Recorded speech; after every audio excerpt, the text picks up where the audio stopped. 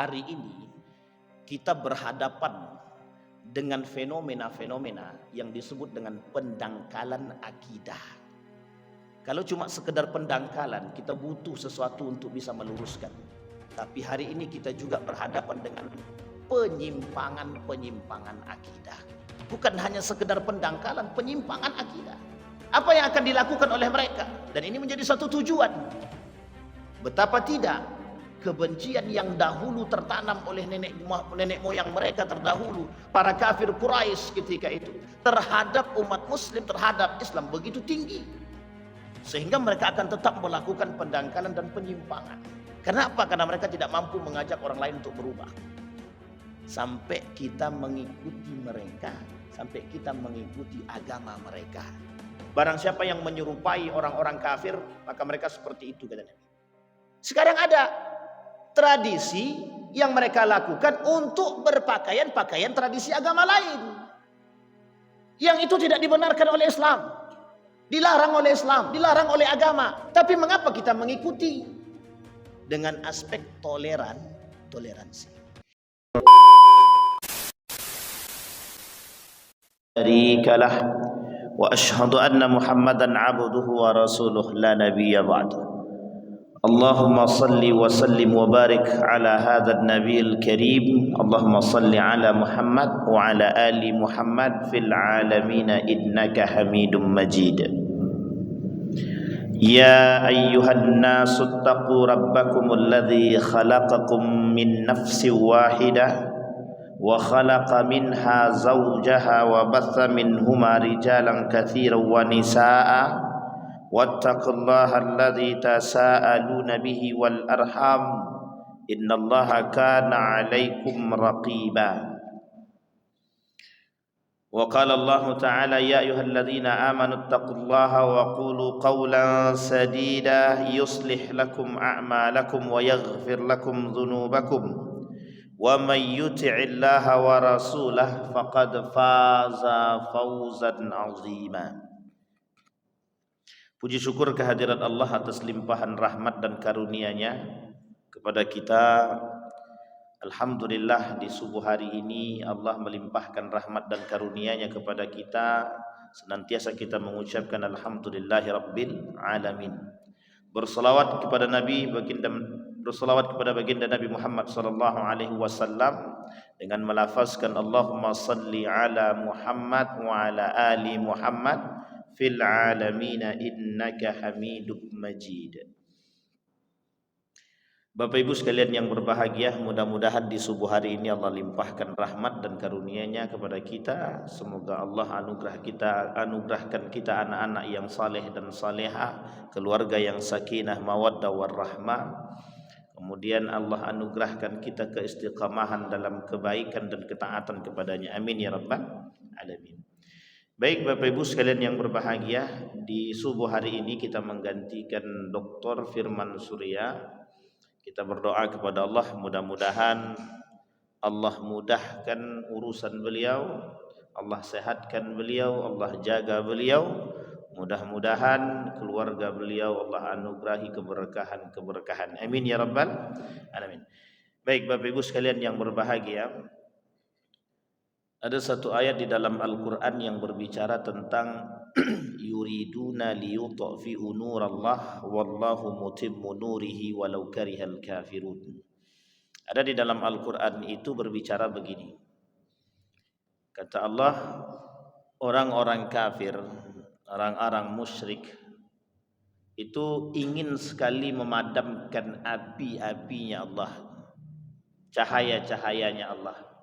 Tetapi ketika mereka hendak memadamkan api-apinya Allah, Allah kemudian, atau ketika mereka hendak mematikan cahaya-cahaya atau meredupkan cahaya-cahayanya Allah, Allah kemudian menjaga cahaya-cahaya tersebut, sehingga mereka tak mampu mematikan cahaya tersebut atau meredupkan cahaya tersebut.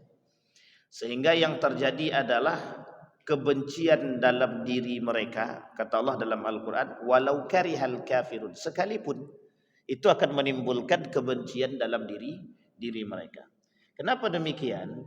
Mengapa ini menjadi persoalan? Mengapa Allah berbicara demikian? Karena memang ketika Allah meredupkan cahaya, ketika Allah mengangkat atau menghidupkan cahaya-cahaya tersebut, itu bermunculan orang-orang kafir yang tidak suka dengan Tuhannya Allah itu akan meredupkan cahaya tersebut berbagai macam cara. Jadi caranya mereka untuk meredupkan cahaya-cahayanya Allah tadi, itu apapun akan mereka lakukan untuk meredupkan.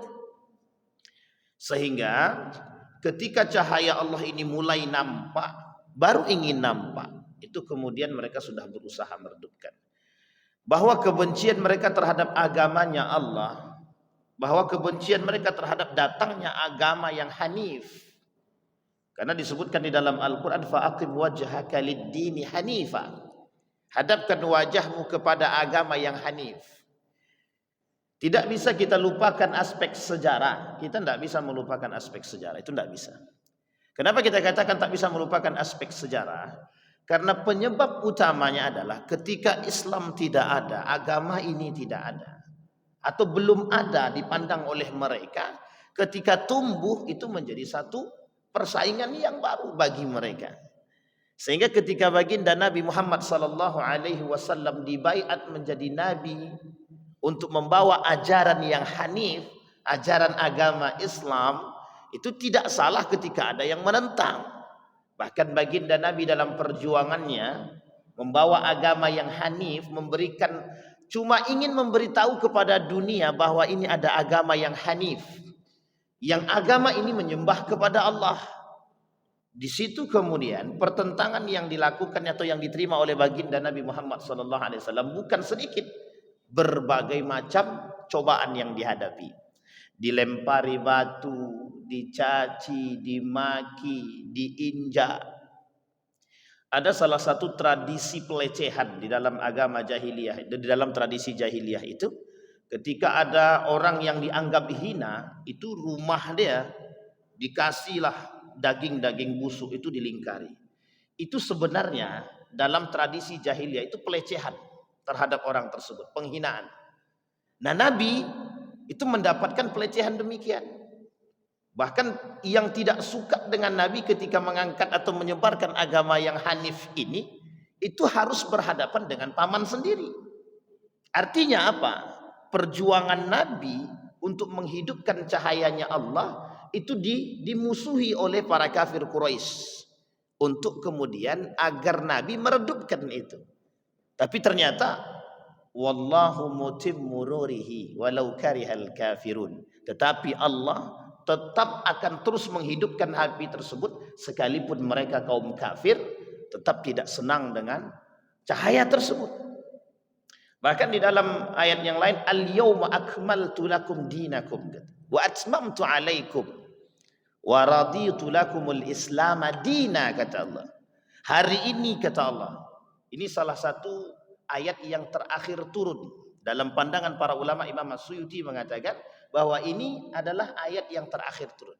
Sehingga para sahabat ketika mentafsirkan, ketika mendengarkan ayat ini yang keluar dari mulut baginda Nabi Muhammad SAW, mereka menangis. Bukan menangis, mereka bergembira, kecuali satu orang yang bersedih. Kenapa kok mereka bergembira? Telah sempurna agama aku berikan kepada kalian. Al-yawma akmaltu lakum dinakum. Hari ini aku telah menyempurnakan agamaku kepada kalian, kata Allah. Melalui baginda Nabi Muhammad SAW, karena ini wahyu. Yang uniknya adalah ketika para sahabat berbahagia dengan kesempurnaan itu, ada satu orang sahabat Nabi yang kemudian menangis. Siapa sahabat Nabi yang menangis? Abu Bakar Siddiq. Kenapa dia menangis?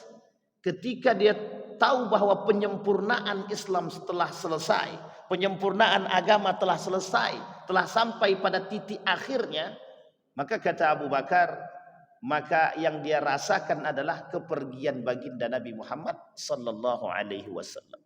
Artinya apa? Dalam ayat tersebut Allah berbicara, al-yauma, hari ini aku sempurnakan.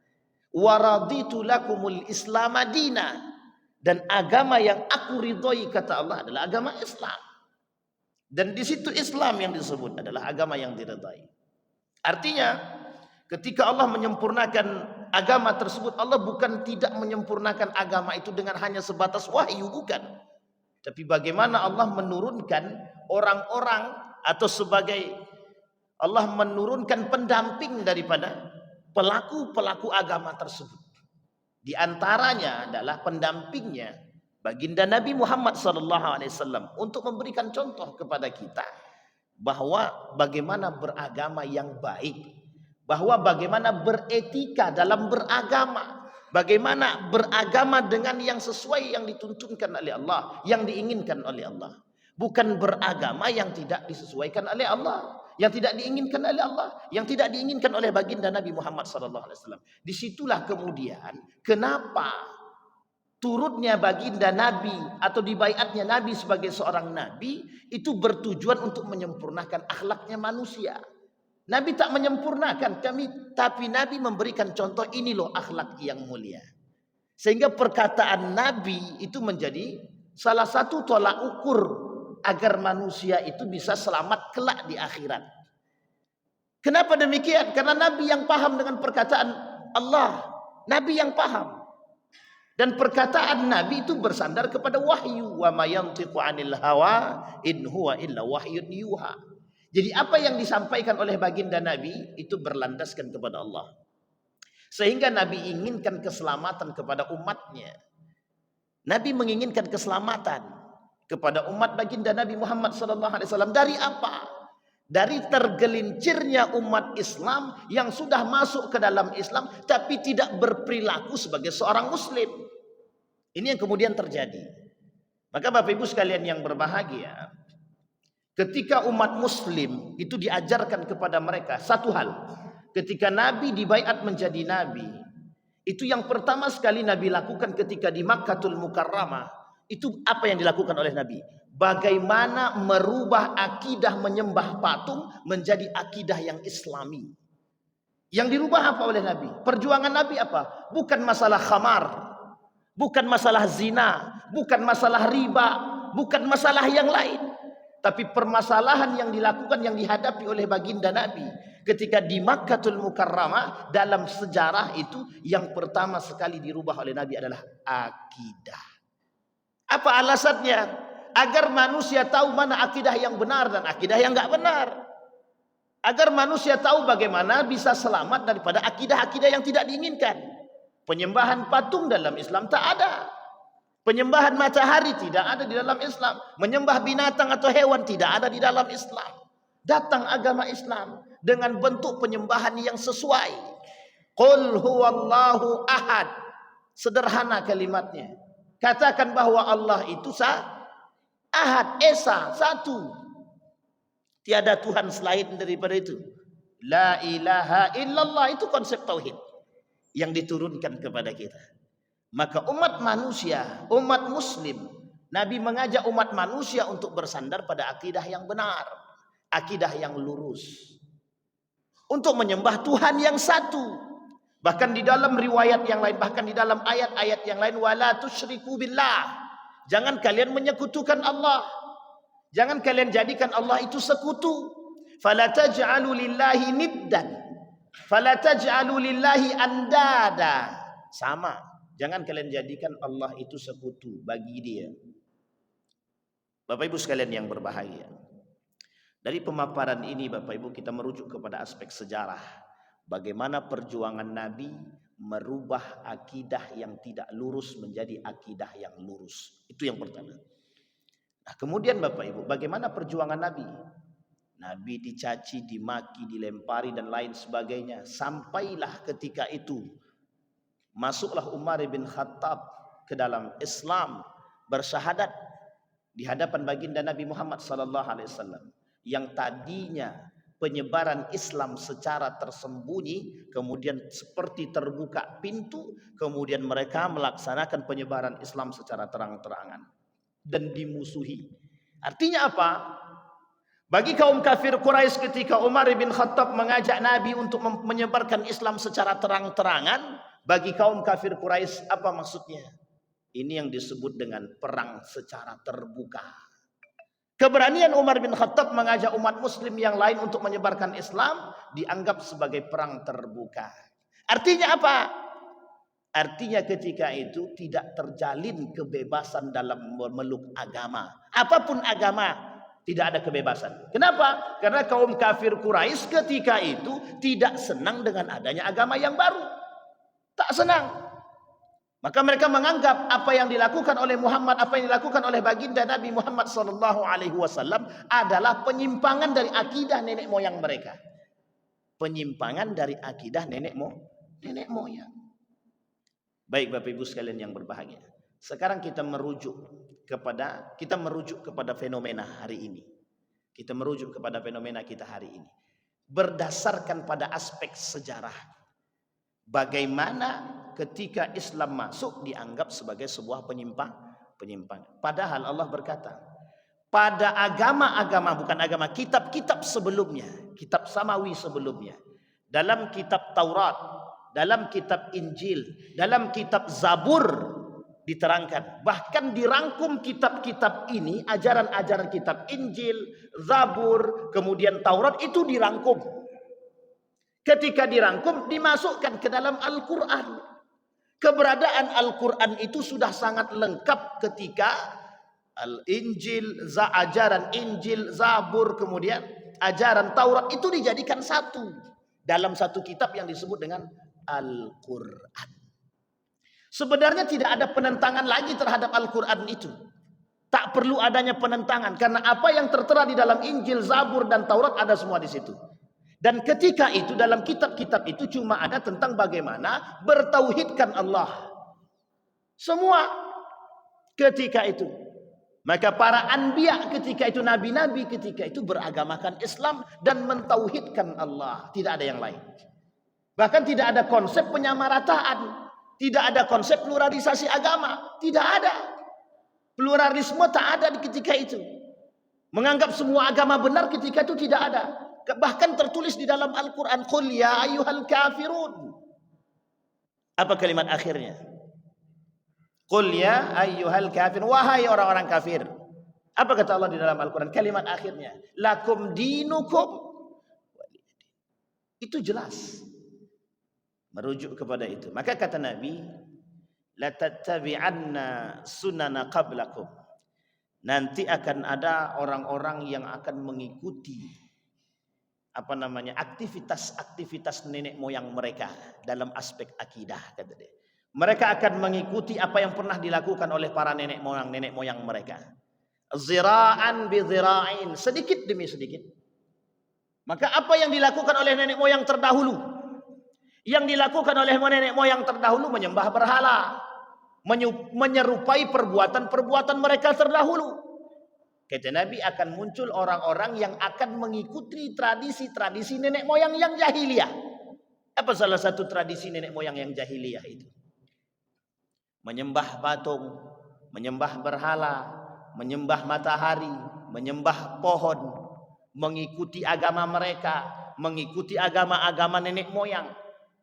Bahkan mohon maaf, mereka menjadi satu. Agamanya apa, kemudian mereka perbuat ikut agama yang lain. Dalam bahasa lain disebut dengan sinkritisme. Apa maksudnya sinkritisme? Mereka beragamakan Islam. Atau mereka memadukan dua agama sekaligus dalam satu kehidupan dia. Yang tidak bisa diterima oleh Al-Quran. Yang tidak bisa diterima oleh Allah. Yang tidak bisa diterima oleh Al-Quran. Yang tidak bisa diterima oleh Islam. Maka Bapak Ibu sekalian yang berbahagia, hari ini kita berhadapan dengan fenomena-fenomena yang disebut dengan pendangkalan akidah. Kalau cuma sekedar pendangkalan, kita butuh sesuatu untuk bisa meluruskan. Tapi hari ini kita juga berhadapan dengan penyimpangan-penyimpangan akidah. Bukan hanya sekedar pendangkalan, penyimpangan akidah. Apa yang akan dilakukan oleh mereka? Dan ini menjadi satu tujuan. Betapa tidak kebencian yang dahulu tertanam oleh nenek moyang mereka terdahulu, para kafir Quraisy ketika itu, terhadap umat muslim, terhadap Islam begitu tinggi. Sehingga mereka akan tetap melakukan pendangkalan dan penyimpangan. Kenapa? Karena mereka tidak mampu mengajak orang lain untuk berubah. Sampai kita mengikuti mereka, sampai kita mengikuti agama mereka. Itu yang harus kita jadikan kunci hari ini, Bapak Ibu. Maka Bapak Ibu sekalian yang berbahagia, setidaknya hari ini kita akan cari tahu sebab-sebab terjadinya pendangkalan atau penyimpangan akidah. Yang pertama, Allah akan menguji umat muslim yang beriman itu dari cara-cara yang sudah ditentukan oleh Allah. Walanabluwannakum bisyai'in minal khauf wal ju' wa naqsim minal amwali wal anfusi wath thamarat wa basyiris sabirin. Apa kata Allah dalam Al-Quran? Ayat ini sangat jelas. Kelak umat muslim itu, kata Allah, akan diuji dengan perkara-perkara yang sederhana tapi menakutkan, sederhana tapi cukup membuat iman mereka goyah. Kita ambil yang pertama, bil khauf, rasa takut. Hari ini ketakutan umat muslim beragama terhadap diri mereka sendiri, terhadap agama mereka sendiri, terhadap orang-orang yang di sekitar mereka. Oh, nampak sekali. Rasa takut. Kadang untuk beribadah saja segan dan takut.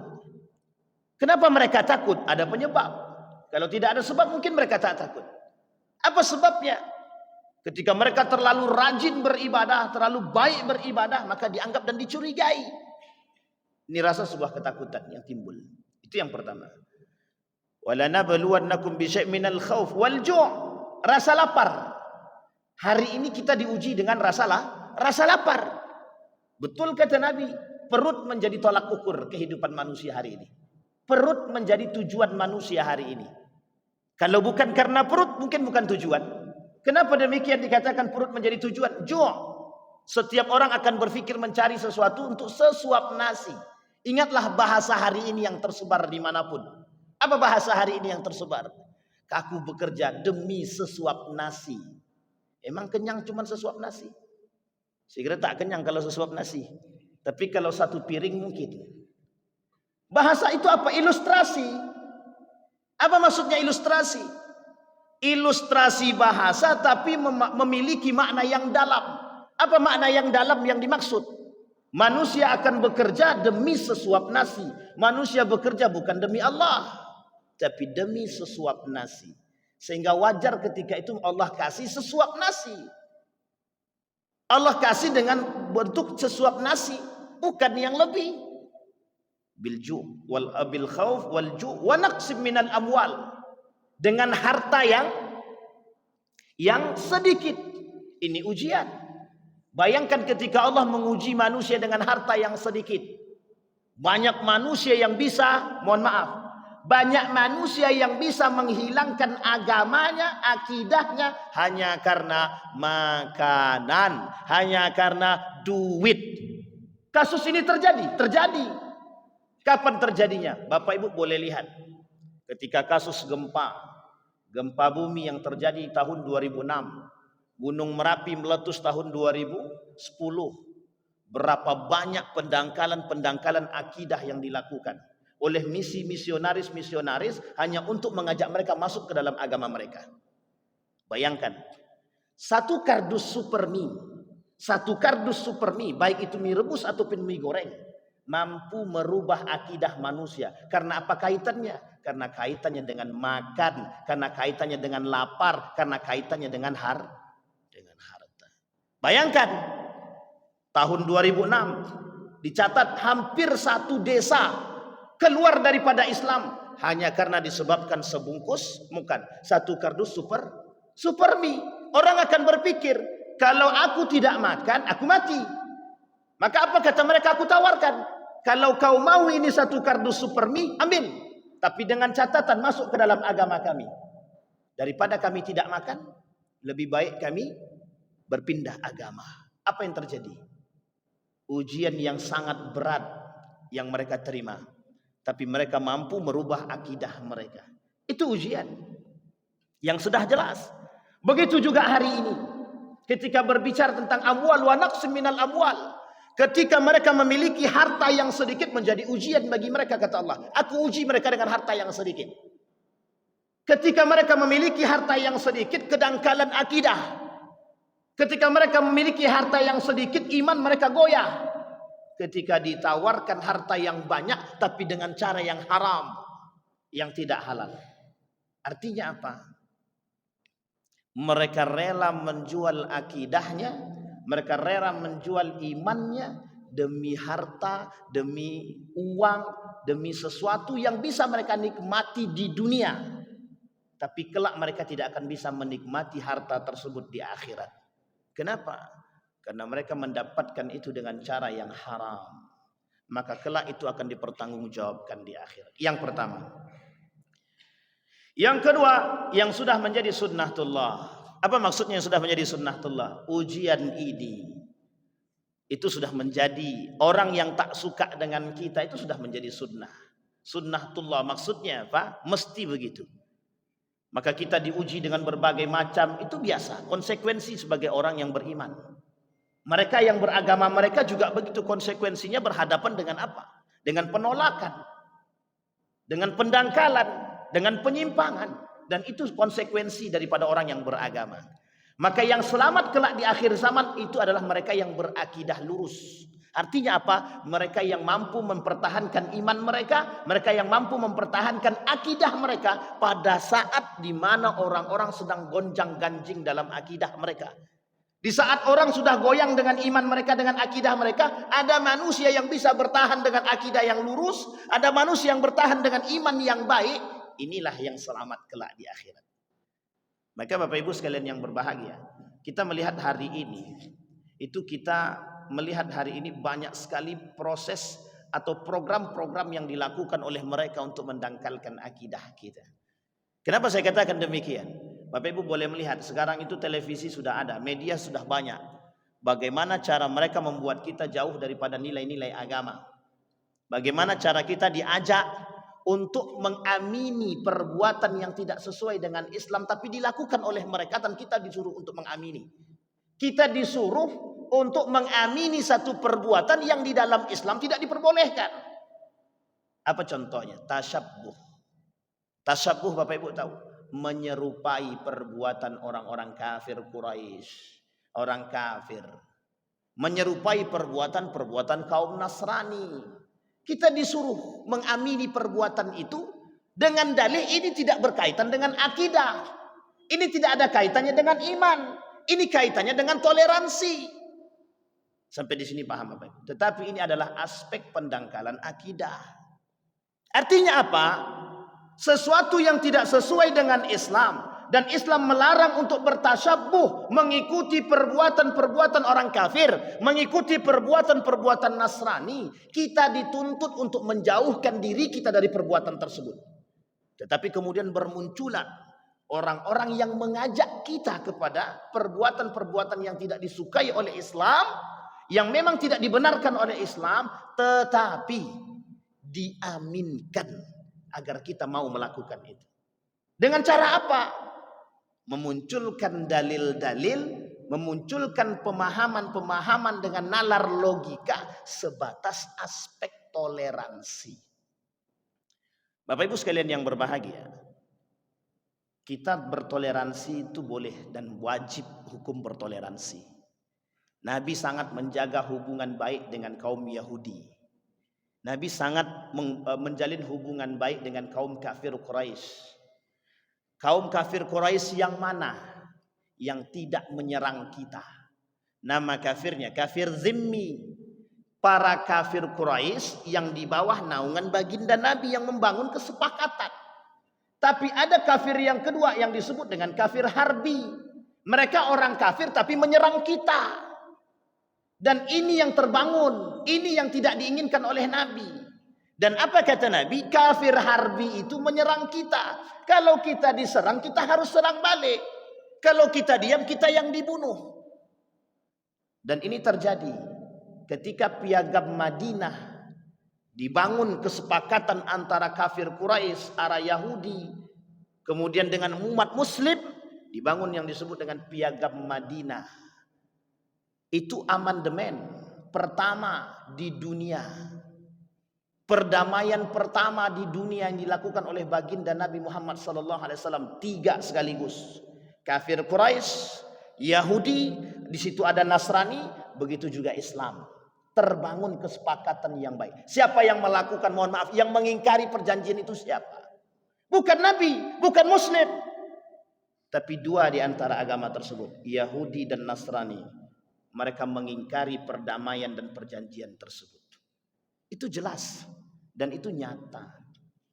Maka Bapak Ibu sekalian yang berbahagia, Kita hari ini dituntut untuk mengamini perbuatan-perbuatan yang sesungguhnya tidak layak untuk kita amini. Dan kita tidak boleh ikut-ikutan. Kalau kita tidak punya kemampuan, maka pertahankan akidah kita dan iman kita dalam diri kita. Kalau kata A'agim itu, dimulai dari diri sendiri. Kita tak mulai lagunya ya, tapi kita cuma dimulai dari diri sendiri. Dimulai dari yang paling kecil kita A'agim. Apa yang paling kecil? Bagaimana mempertahankan akidah di dalam diri kita sendiri. Itu yang paling berat. Yang ketiga, mengikuti hawa nafsu, prasangka dan mengikuti jalan setan. Penyimpangan yang dilakukan atau sebab penyimpangan agama adalah mengikuti hawa nafsu. Kalau kita berbicara mengikuti hawa nafsu, sudah Allah sebutkan di dalam Al-Quran. Afara'aita man ittakhadha ilahahu hawahu. Apakah kalian tidak melihat ada manusia-manusia yang mempertuhankan hawa nafsu mereka, kata Allah. Hari ini tak perlu saya sebut Bapak Ibu, tak perlu kita sebut. Tuhan baru itu sudah muncul. Tak perlu kita sebut lagi, sudah tak perlu kita ungkit lagi. Karena hampir setiap tempat kita menyampaikan Tuhan baru itu sudah muncul.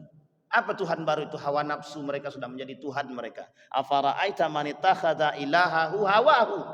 Tidakkah kalian melihat?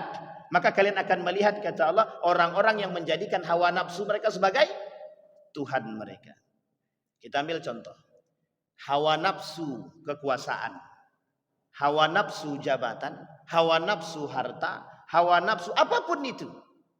Mereka akan perturutkan hawa nafsu tadi demi mendapatkan kepentingan, demi mendapatkan kedudukan dan lain sebagainya. Tapi mereka tak pernah berpikir, apakah yang kami lakukan ini, apakah ketika aku mempertuhankan hawa nafsu ini, itu dibenarkan oleh Islam atau dibenarkan oleh agama atau tidak. Itu mereka tidak tahu. Maka Bapak Ibu, yang ketiga penyimpangan agama adalah ketika mempertuhankan hawa nafsu. Bapak Ibu sekalian yang berbahagia, kenapa hari ini kita berbicara hilangnya akidah di zaman modern? Karena kita hari ini hidup di zaman modern. Mungkin Bapak Ibu hidup di zaman 90-an atau 70-an atau 80-an. Tapi hari ini Bapak Ibu masih hidup di zaman yang sangat-sangat milenial. Kalau bahasa anak sekarang namanya kami ini Gen Z. Habis itu baru muncul pula Gen Alpha, Gen A, entah apalah pokoknya besok entah gen apa lagi, Gen Halilintar mungkin. Saking banyaknya Bapak Ibu kita hidup. Artinya apa? Hari ini kita hidup dalam kondisi yang sangat-sangat milenial, yang sangat modern. Bapak Ibu boleh lihat di depan Bapak Ibu nih. Zaman dulu enggak ada Bapak Ibu. Jangankan seperti ini. Nelpon aja susah. Pertama telepon rumah, naik tingkat. Dari telepon rumah jadi telepon pakai SMS dan telepon. Nokia tuh. Ini termasuk pula sedikit. Tolong dikat aja nanti Bang. Ini bukan promosi Nokia ya. Setelah naik Nokia, naik pula lagi. Nokia pula. Naik tadi HP, telepon dan SMS, naik sekarang. Boleh pakai WA. Bisa pakai WA.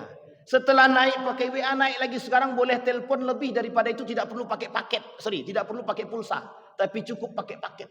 Saking tenarnya hidup hari ini. Besok Bapak Ibu, itu tidak perlu lagi Bapak Ibu bawa HP kemana-mana. Mungkin diri kita udah bisa telepati dengan yang lain itu. Dia sedang berbicara, tapi dia diam aja. Mungkin bisa jadi begitu, itu namanya telepati. Mungkin besok tidak lagi seperti ini. HP itu bisa canggih, ada hologram, ada holografik yang bisa diangkat tanpa harus layar sentuh misalkan. Bapak Ibu mulai lihat sekarang di Jepang itu, yang masak bukan manusia, yang masak robot, yang cuci bukan manusia, robot, yang mengendarai mobil bukan manusia, robot. Besok semuanya robot, tak ada lagi manusia. Bahkan ada cita-cita yang ingin dilakukan oleh Jepang itu bagaimana nanti ada chip kecerdasan yang akan dimasukkan ke dalam otak manusia, maka dia akan cerdas, akan jenius. Jadi dimasukkan semua kecerdasan itu, apapun itu dimasukkan, chip namanya, dimasukkan ke dalam otak manusia. Maka nanti manusia bisa lebih cerdas daripada Google. Coba bayangkan. Artinya apa? Zaman yang sangat modern sekali, bukan modern lagi. Pertanyaannya adalah, semakin tinggi, semakin modern satu zaman, apakah kita semakin, akidah kita semakin baik? Apakah akidah kita semakin lurus? Apakah iman kita semakin kuat? Apakah iman kita semakin bertahan? Itu pertanyaan kita hari ini. Makanya judul kita sebenarnya hilangnya akidah di era modern. Kenapa judul kita hilangnya akidah di zaman modern? Karena banyak orang-orang yang tergelincir dari akidahnya hanya karena persoalan-persoalan dunia di saat ini. Bayangkan Bapak Ibu, kalau tidak mampunya kita bertahan. Dulu prostitusi itu tertutup, pakai tempat. Sekarang tak ada tempat, Pak. Prostitusinya online. Artinya apa? Yang mengakses banyak apa sedikit? Lebih banyak. Kalau dulu tidak ada online, orang harus datang ke Surabaya, orang harus datang ke Batam, orang harus datang ke tempat-tempat tertentu yang memang sudah ramai. Tahu orang doli itu, tahu orang digusur. Ketika sudah digusur muncul prostitusi online. Siapapun di antara muka bumi ini bisa pesan. Coba bayangkan. Judi dulu di tempat, ada tempat judi khusus. Tak perlu datang ke tempat judi. Hari ini ada namanya judi online. Artinya apa? Sarana untuk munculnya Tuhan-Tuhan yang baru itu banyak. Orang-orang sekarang main judi online, main game online, simpan pinjam saja sekarang sudah pinjamnya online, pinjam online. Tapi coba sedang minjam online, tiba-tiba internet putus. Langsung naik pitam, saya yakin itu. Sedang asik-asiknya judi online, tiba-tiba internetnya putus. Bisa jadi gila orang, bisa stres. Hanya karena Tuhan-Tuhan yang baru tadi. Siapa Tuhannya itu? Internet. Siapa Tuhannya? HP. Siapa Tuhannya? Judi online. Siapa Tuhannya? Pinjam online. Siapa Tuhannya? Dan lain sebagainya. Bayangkan Pak, era modern semakin sulit bagi kita untuk mempertahankan akidah. Semakin sulit bagi kita untuk mempertahankan diri kita, keimanan kita. Goyang kita. Buktinya apa? Hari ini begitu banyak contoh-contohnya. Bahkan para pemimpin-pemimpin kita mencontohkan yang juga tidak benar. Artinya apa? Yang bisa selamat kata Nabi, yang bisa bertahan pada, yang bisa tahu, yang bisa taat, yang bisa menjalankan iman dia, yang bisa istiqamah dalam keimanan. Itu yang bisa selamat. Kalau tidak, habis. Tidak ada ketemu. Sulit Pak. Sekarang ini sulit bagi kita. Artinya apa? Nabi sudah sampaikan. Kata Nabi, kelak akan muncul orang-orang yang akan mengikuti tradisi-tradisi jahiliyah itu sedikit demi sedikit. Memang tidak menyembah patung, memang tidak menyembah pohon, memang tidak menyembah matahari, tapi yang disembah lebih daripada itu. Disembahnya hartanya, disembahnya manusianya, disembahnya penguasanya, disembahnya, mohon maaf, wanitanya. Maka wajar ketika Nabi mengatakan nisa'uhum wa qiblatuhum nisa'uhum, kata dia. Kelak yang bakal menjadi kiblat mereka itu bukan ke sana lagi kiblatnya. Siapa kiblat mereka? Kiblat mereka perempuan. Artinya apa? Apa yang dikatakan oleh perempuan mereka tunduk, kata dia. Nah, coba bayangkan Bapak Ibu hari ini. Jadi pendangkalan akidah itu bukan dari satu segi, bukan dari satu aspek, semua aspek, Pak. Tapi Bapak Ibu sekalian yang berbahagia, tidak hanya sekedar qadarullah, bukan hanya sekedar qadarullah. Memang qadarullah betul, tapi ini disebut dengan by design. Ini sudah didesain. Bagaimana cara kita bisa mengikuti tradisi-tradisi mereka. Makanya kata Nabi, la tattabi'anna sunana qablakum zira'an bi zira'in. Kelak mereka akan mengikuti tradisi-tradisi jahiliyah sedikit demi sedikit. Coba hari ini Bapak Ibu kita dituntut untuk apa? Majelis Ulama Indonesia mengeluarkan fatwa. Fatwa apa yang dilakukan oleh Majelis Ulama Indonesia? Tidak boleh mengikuti tradisi-tradisi jahiliyah. Tidak boleh mengikuti atau mengucapkan selamat Natal. Tapi banyak yang memberontak. Banyak yang tidak suka dengan fatwa Majelis Ulama Indonesia.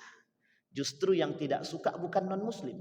Yang tidak suka terhadap itu justru umat muslim. La yabqal Islam illa ismu. Islam itu tidak akan tinggal kecuali tinggal namanya saja. Islam itu tidak akan nanti kelak di akhir zaman Islam cuma tinggal namanya. Kenapa? Umat muslim asing dengan nilai-nilai keislaman itu. Islam mengajarkan kita tetap istiqamah dalam kebaikan, tetap istiqamah dalam akidah. Tapi umat muslim yang lain mengajak kita untuk membengkokkan akidah kita. Baik, yang keempat, fanatik golongan dan fitnah. Dan ini sudah kita rasakan fanatik golongan. Satu golongan kita ambil, kita tidak masuk pada golongan yang lain. Kita tidak keluar dari agama Islam. Tapi kita masuk dalam aspek agama Islam. Hari ini bermunculan di dalam agama Islam orang-orang yang fanatik terhadap golongan mereka, bukan agama. Kalau fanatik terhadap agama itu hukumnya wajib. Artinya apa? Tidak fanatik buta. Orang yang fanatik terhadap agama, nilai-nilai agama itu makan semakin membuat dia lebih toleransi. Orang yang mengerti nilai agama, orang yang mendalamkan, orang yang menjalankan nilai-nilai agama itu fanatik terhadap agama, terhadap nilai-nilai agama. Semakin dia fanatik terhadap nilai-nilai agama, itu mesti semakin toleransi. Itu mesti. Hari ini yang muncul bukan fanatik terhadap nilai-nilai agama, tapi fanatik terhadap golongan-golongan di dalam agama. Yang terjadi apa? Akibat atau dampak dari fanatisme yang mereka miliki terhadap golongan-golongan di dalam agama, yang terjadi apa? Yang terjadi adalah pembenaran terhadap diri mereka masing-masing. Sehingga yang terjadi apa? Tidak ada kebenaran bagi kelompok agama yang lain. Artinya mohon maaf, di dalam agama Islam saja itu sudah mulai banyak kelompok. Ketika satu kelompok di dalam Islam itu menganggap diri dia paling benar, maka dia tak akan mungkin menerima kelompok-kelompok yang lain di dalam Islam tadi. Maka ini tidak bisa, Pak. Fanatik yang dipermasalahkan oleh para ulama, fanatisme dalam golongan atau terhadap golongan. Kita ambil contoh. Bolehkah kita bermazhabkan Syafi'i? Apa hukum bermazhabkan Syafi'i? Bermazhab itu apa hukumnya? Hukum bermazhab itu ikhtilaful ulama, berbeda pandang para ulama. Ada yang mengatakan wajib, ada yang mengatakan tidak wajib. Kalau bermazhabkan, kalau pandangan ulama salaf, apa kata ulama salaf? Karena orang awam tidak mengerti, maka hukum bermazhab itu wajib.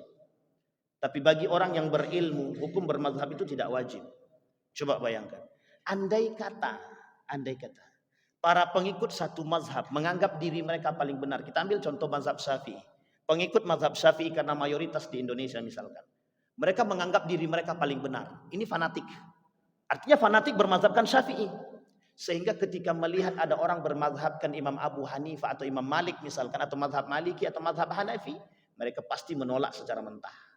Begitu juga sebaliknya. Orang yang bermazhabkan Imam Ahmad bin Hanbal misalkan, atau Hambali, ketika melihat orang-orang bermazhabkan Syafi'i, mereka tidak akan menerima. Karena fanatisme yang disebut adalah fanatik dia pada aspek yang salah. Artinya apa? Namanya fanatik buta. Kita harus paham dulu hukum bermazhab itu apa. Wajibkah hukum bermazhab tadi atau tidak? Ini menjadi persoalan kita hari ini. Sehingga apa Bapak Ibu? Kita hari ini dibuat capek. Kita hari ini hanya berantem pada aspek itu. Kita tidak tahu sedang orang-orang di luar, kaum Nasrani dan Yahudi sedang menggerogoti kita. Kita sedang asik berdebat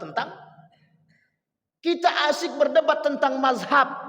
Kita sudah sering berantem tentang mazhab. Sementara di luar sana sedang menggerogoti kita. Kita terpecah gara-gara permasalahan mazhab. Yang di luar sudah mengambil keuntungan dari perpecahan yang kita lakukan. Hari ini begitu keadaan kita. Masalah kunut tidak kunut dah selesai pun urusannya. Yang salah kan yang tak sholat subuh saja. Yang tak sholat subuh tak pernah dipermasalahkan. Yang kunut masalah. Yang tak kunut dipermasalahkan. Artinya apa? Yang salah itu yang tak sholat subuh. Itu tak pernah kita masalahkan. Padahal yang tidak sholat itu lebih berbahaya daripada orang yang sholat subuh pakai kunut. Lebih berbahaya daripada orang yang sholat subuh tapi tidak kunut. Kenapa lebih berbahaya? Pelaku dosa besar. Artinya apa? Kita sedang membiarkan pelaku dosa besar yang tidak sholat. Bahkan orang yang tidak sholat subuh itu identik dengan pelaku kemunafikan. Kata Nabi. Sholat yang paling berat bagi kaum munafik itu cuma dua. Kalau tidak subuh, sholat subuh dengan sholat isya. Karena alasannya banyak. Kalau isya lah capek, kalau subuh ketiduran. Itu saja alasan, tak ada yang lain. Sampai di sini paham Bapak Ibu ya. Baik. Fanatisme buta itu tidak dibenarkan di dalam Islam. Fanatisme buta tidak dibenarkan. Kemudian yang kelima, taklidul a'ma. Sama dengan bahasa lainnya taklid buta. Mengikuti tapi dengan cara taklid yang buta. Kita ambil contoh hari ini Bapak Ibu. Ada yang disebut dengan taklid buta itu begini. Kami punya nenek moyang. Nenek moyang kami dulu punya tradisi. Tradisi nenek moyang kami dulu itu kalau seandainya pohon itu tidak diberikan sesajen, itu tidak akan mau memberikan keuntungan.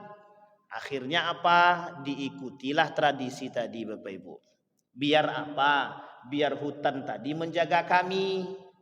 Sampai di sini paham Bapak Ibu? Yang kedua, diberikanlah ke laut. Tradisi ini menjadi pegangan. Kenapa kok diberikan ke laut? Biar penunggu laut itu selalu bisa memberikan kami ikan. Ini bukan satu hal yang lucu, tetapi ini menjadi satu tradisi nenek moyang yang kemudian diikuti. Pertanyaannya adalah, kita sudah diberikan akal, kita sedang beragama, bagaimana prosesi kita beragama? Tapi bisakah kita salahkan? Tidak bisa juga kita salahkan. Bisa jadi, mohon maaf, keterbatasan orang-orang yang mempelajari ilmu, bisa jadi. Bisa jadi. Tapi bisa jadi juga orang yang sudah berilmu, sudah tahu, sudah mengerti, tapi kemudian mereka melakukan sebagai bentuk tradisi. Penghormatan cuman, bahasanya sederhana, cuma menghormati tradisi kami Pak Ustadz. Menghormati tradisi tapi tidak merusak akidah. Kalau tradisi itu kita lakukan tapi merusak akidah dan iman kita, itu salah. Apa kata Nabi dalam apa kata Nabi? Man tasyabbaha biqaumin fahuwa minhu. Barang siapa yang menyerupai orang-orang kafir, maka mereka seperti itu kata Nabi. Sekarang ada tradisi yang mereka lakukan untuk berpakaian pakaian tradisi agama lain. Yang itu tidak dibenarkan oleh Islam. Dilarang oleh Islam, dilarang oleh agama. Tapi mengapa kita mengikuti? Dengan aspek toleransi. Kalau toleransi mengganggu akidah, yang dikedepankan akidah, tidak ada unsur toleransi dalam akidah. Tapi dalam muamalah ada. Nabi selalu menerima makanan yang diberikan oleh kaum Yahudi. Nabi menerima hadiah yang diberikan oleh kafir Quraisy. Orang kafir, orang Quraisy. Ketika diberikan kepada Nabi, Nabi terima. Payung diberikan oleh kaum Yahudi, Nabi terima. Nabi membangun komunikasi yang baik. Nabi punya tetangga Yahudi. Nabi punya tetangga Nasrani. Terjalin yang baik, komunikasi yang baik, muamalahnya baik. Tapi tidak harus menjadikan toleransi kita itu pada merambah pada akidah. Akidah. Tidak bisa. Akidah. Harus pertahankan. Apapun itu. Maka menyerupai perbuatan kafir dan Nasrani itu merusak akidah. Harusnya apa? Kita tidak masuk pada aspek itu. Mereka tidak pernah nuntut kita untuk mengikuti perbuatan mereka. Kenapa kita yang repot? Kenapa kita yang sibuk harus mengikuti mereka? Padahal mereka tidak minta. Mereka tidak pernah minta. Baik. Ini penting untuk kita pahami. Agar kita bisa bertahan pada akidah yang baik. Agar kita tidak terjerumus dalam akidah-akidah yang salah. Bapak Ibu sekalian yang berbahagia, Islam sangat menjunjung tinggi tasamuh, toleransi. Sangat menjunjung tinggi. Jadi Islam tidak perlu diajarkan. Hanya saja umat muslim perlu memahami nilai-nilai toleransi dengan baik. Ada non-muslim samping rumah kita, belum makan. Itu hukumnya membantu mereka secara kemanusiaan dan agama. Itu wajib. Mau muslim dia atau non-muslim dia. Wajib. Itu toleransi yang paling baik. Kita menyerupai mereka, tapi non-muslim samping rumah kita tak makan, kita tak tahu, itu jauh lebih berbahaya dan jauh lebih berdosa daripada apa yang kita lakukan. Coba bayangkan, non-muslim samping rumah belum makan, kita tak tahu. Dia manusia. Dalam urusan kemanusiaan itu kewajiban untuk membantu. Tapi dia non-muslim, masa kita harus bantu dia? Emang dia pernah menyakiti kita? Tak. Emang dia pernah mengajak kita ke agama dia? Tidak. Emang dia pernah menyakiti kita? Tidak. Emang dia pernah mencuri rumah kita? Tidak. Emang dia pernah menginjak kita? Tidak. Emang dia dia tidak pernah menjaga kita? Pernah. Artinya apa? Kalau sudah tahu begitu, itu urusan kita kemanusiaan wajib. Agama menjaga itu. Tapi kalau pada aspek akidah, Islam tidak ada kompromi. Tidak ada. Kalau masalah akidah, Islam tidak ada kompromi. Baik, tadi yang kelima. Sekarang yang keenam. Adanya da'i-da'i yang mengajak kepada jalan kesesatan. Ini sudah disampaikan oleh Nabi. Dari hadis Huzaifah ibnul Yaman. Kata Huzaifah ibnul Yaman ketika dia bertanya kepada Nabi. Nabi sampaikan, Huzaifah bertanya tentang dosa. Kemudian Nabi sampaikan, kenapa engkau bertanya tentang dosa agar manusia bisa selamat dari itu. Apa kata Nabi? Kelak akan muncul du'atun yad'u ila dhalalah. Nanti kelak akan ada dai-dai yang akan mengajak kepada kesesatan. Ini bahasa lainnya sederhananya ulama su sebenarnya. Tapi ini sudah tuntas kita bahas dulu nih ulama su nih. Asik itu aja, ulama su aja terus. Artinya apa Bapak Ibu? Akan muncul para dai-dai yang memang mengajak kita bukan kepada kebaikan tapi kepada kesesatan. Na'udzubillahi min dzalik. Artinya apa? Kita perlu mengerti karakter-karakter dai, mana yang cinta terhadap dunia, mana yang tidak cinta terhadap dunia. Kenapa? Karena yang menyebabkan kita menyebabkan mereka mengajak kita kepada kesesatan itu aspek utamanya adalah ketika hawa nafsu menjadi Tuhan dalam diri seorang tadi. Nah, ketika itu mereka akan melakukan apapun. Misal kecintaan mereka terhadap harta tinggi. Maka apapun akan mereka lakukan demi mendapatkan harta tadi. Sekalipun harus mengajak umat-umat ini kepada jalan yang salah. Nah, Bapak Ibu sekalian yang berbahagia, nafsu itu ketika berada di atas, layaknya seperti Tuhan bagi manusia. Layaknya seperti itu Tuhan. Makanya mengapa Fir'aun itu menganggap diri dia Tuhan? Karena nafsu dia sudah sampai di ubun-ubun. Nafsu dia sudah sampai di ubun-ubun. Karena tidak ada satupun manusia yang mampu menegur dia. Karena tidak ada satupun ancaman yang datang kepada dia. Apapun dia bisa lakukan. Sehingga dia bisa katakan, dipanggilnya dua orang, aku bisa mematikan dan menghidupkan. Dimatikannya orang tadi, yang satu dihidupkannya. Tapi dia tidak bisa menghidupkan yang mati. Tak bisa. Artinya apa? Karena kesombongan dia tadi, keangkuhan Fir'aun tadi, dia lupa ada satu celah. Ketika saat itu ditanya kepada Fir'aun, bisakah engkau menghidupkan yang mati tadi? Dia tak bisa jawab. Dia mesti tak bisa jawab. Maka saking tingginya keangkuhan Fir'aun itu, sampai dia minta kepada ajudannya, tolong buatkan aku bangunan yang tinggi sampai ke langit, kelak aku ingin ketemu, nanti aku mau ketemu dengan Tuhannya Musa.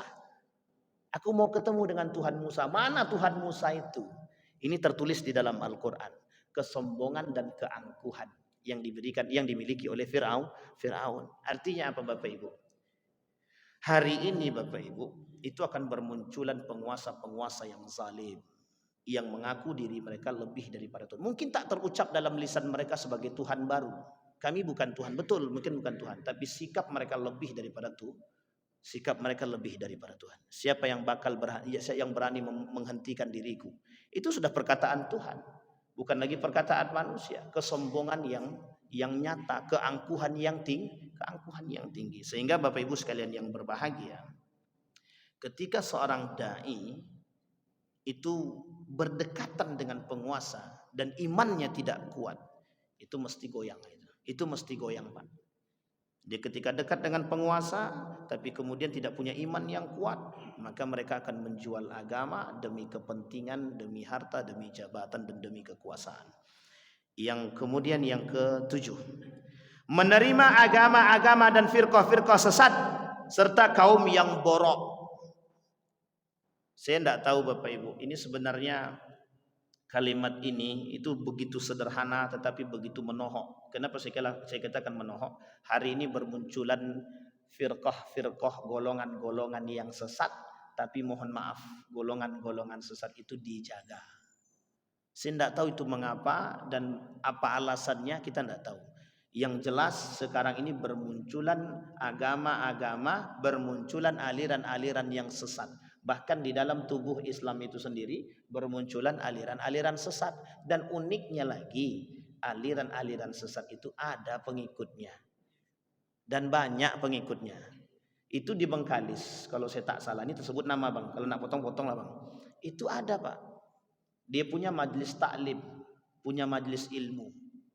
Tapi mohon maaf, boleh berpegangan dengan perempuan. Oh, ini sudah sesat dan menyesatkan itu. Itu majelis taklim atau majelis apa? Sampai di sini paham ya Bapak Ibu ya. Artinya apa Bapak Ibu?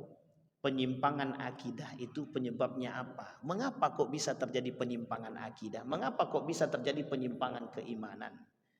Bapak Ibu sekalian yang berbahagia, ada cara, sebelum kita tutup, ada cara Bapak Ibu. Cara mengatasi penyimpangan-penyimpangan ini. Yang pertama Bapak Ibu, yang pertama perkuat akidah. Bagaimana cara kita memperkuat akidah? Belajar. Tidak ada alasan yang lain, cuma satu Bapak Ibu, belajar. Hukum belajar agama itu hukumnya wajib bagi setiap muslim.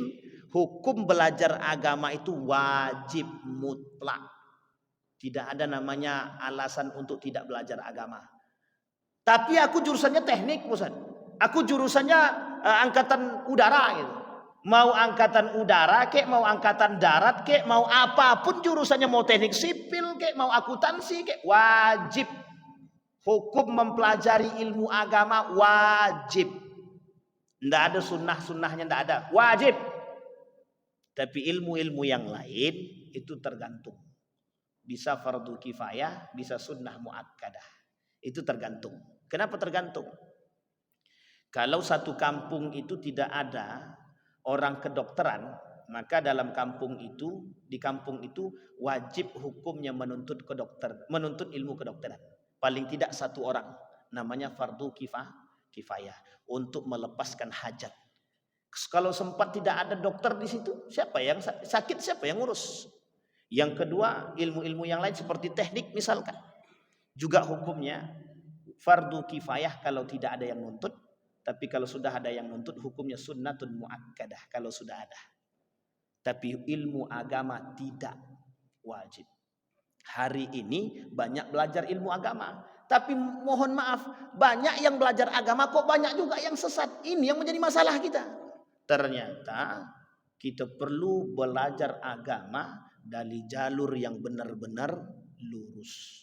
Itu penting, akidah. Pertahankan akidah kita. Insya Allah apa yang sudah kita imani, insya Allah baik. Apa yang sudah kita pelajari, insya Allah baik. Dari guru-guru kita yang lain itu baik. Hanya saja hari ini bagaimana kita mempertahankan akidah kita. Yang kedua, cara kita selamat daripada itu, berkumpullah bersama orang-orang yang saleh. Datangi majelis-majelis, berkumpul dengan orang-orang yang saleh. Kenapa saya katakan berkumpul dengan orang-orang yang soleh? Itu sudah dikatakan dalam lagu itu. Tombo ati onok limo perkorone. Ngumpulane apa namanya? Saya tidak paham juga bahasa Jawa itu. Artinya berkumpullah dengan orang-orang soleh, kata dia.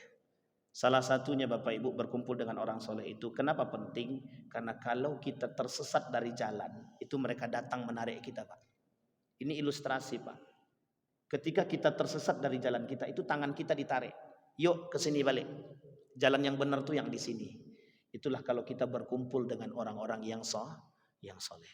Yang ketiga, pahami betul karakter-karakter penyimpangan-penyimpangan itu.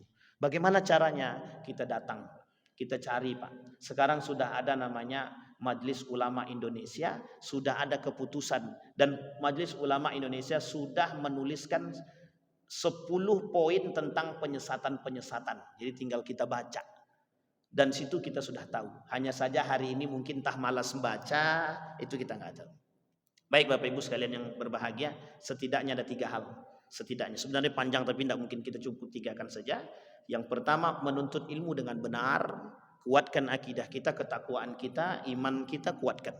Dengan cara apa? Belajar dan belajar. Yang kedua, berkumpul dengan orang-orang yang saleh. Yang ketiga, pahami karakter-karakter penyesatan dan penyimpangan itu. Bapak Ibu sekalian yang berbahagia, hari ini kita tidak sedang berperang dengan senjata. Kita tidak sedang berperang dengan senjata, tapi kita sedang berperang dengan pikiran. Namanya perang pemikiran. Kita tak berperang dengan senjata, kita berperang dengan tradisi. Kita berperang dengan bahasa, kita berperang dengan pendidikan, kita berperang dengan politik, kita berperang dengan kekuasaan. Semua itu perangnya perang pemikiran, bukan lagi perang senjata. Artinya apa? Kalau orang yang tidak punya iman yang kuat, akidah yang kuat, insya Allah tidak akan selamat. Tapi imannya kuat, akidah dia kuat, tahu dia salafus soleh kemana arahnya dan tujuan dan siapa yang dipegang, yang dituntunnya, insya Allah kita bisa selamat. Amin ya rabbal alamin. Ada pertanyaan Bapak Ibu? Tidak ada. Ada pertanyaan Bapak Ibu? Cukup? Alhamdulillah. Kita berdoa kepada Allah, mudah-mudahan apa yang kita sampaikan di subuh hari ini ada manfaat dan faedah dan keberkahan bagi kita semua. A'udzubillahi minasyaitonirrajim. Bismillahirrahmanirrahim. Alhamdulillahirabbil alamin. Hamdal syakirin, hamdal na'imin, hamdan yuwafi ni'amahu wa yukafi'u mazida. Ya Rabbana lakal hamdu kama yanbaghi li jalali wajhikal karim wa 'azimi sultanik. Allahumma salli ala Muhammad wa ala ali Muhammad fil alamin innaka Hamidum Majid. Ya Hayyun ya Qayyum ya Fattah ya Alim ya Aziz ya Ghaffar ya Rabbal alamin. Allahumma faqihna fid din wa 'allimna at-ta'wil. Allahumma ighfir lana dhunubana wa dhunuba walidina warhamhuma kama rabbayana shighara. Allahumma ighfir lahum warhamhum wa'afihim wa'fu anhum wa akrim nuzulahum wa wasi' madkhalahum waj'alil jannata mathwahum. Allahumma inna nas'aluka ilman nafi'a wa rizqan wasi'a wa shifaa'an min kulli da'in wa saqam. Allahumma a'inna ala dzikrika wa syukrika wa husni ibadatik. Allahumma khtimna bi husnil khatimah wa la takhtimna illa bi husnil khatimah. Allahumma ij'al tajammu'ana tajammu'an marhumah waj'al tafarruqana min ba'dihi tafarruqan ma'sumah. اللهم انصر اخواننا المجاهدين في فلسطين وفي غزه وفي كل مكان. اللهم دمر اليهود، اللهم اهلك الكفره والمبتدعه والمشركين اعداءك اعداء الدين. ربنا آتنا في الدنيا حسنه وفي الاخره حسنه وقنا عذاب النار والحمد لله رب العالمين. السلام عليكم ورحمه الله وبركاته.